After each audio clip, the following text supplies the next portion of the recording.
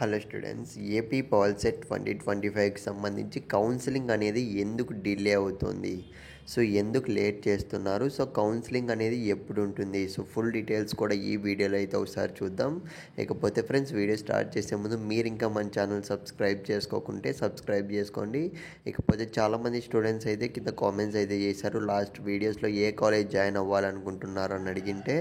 So guys, మీకు కనుక guidance కావాలంటే మాత్రం కింద టెలిగ్రామ్ గ్రూప్ లింక్ అయితే పెట్టాను, అక్కడైతే కాంటాక్ట్ అవ్వండి. మన టీం అయితే మీకు ఫుల్ గైడెన్స్ అనేది ఇస్తారు. ఆ కాలేజ్లో మీరు అనుకుంటున్న కాలేజ్లో జాయిన్ అవ్వచ్చా లేదా అన్న దానిపైన అయితే. సో ఇక మనం ఏమాత్రం ఆలస్యం చేయకుండా వీడియోలోకి అయితే వెళ్ళిపోదాం.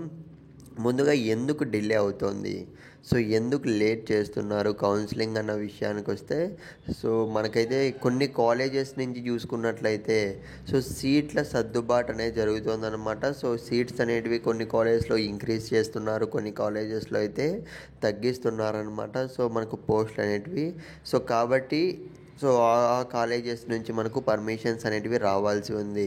సో ఒకేసారి ఎస్బిటెట్కి మనకు పర్మిషన్స్ అన్నీ వచ్చిన తర్వాతే కౌన్సిలింగ్ అనేది నిర్వహించే ఛాన్స్ అయితే ఉందన్నమాట.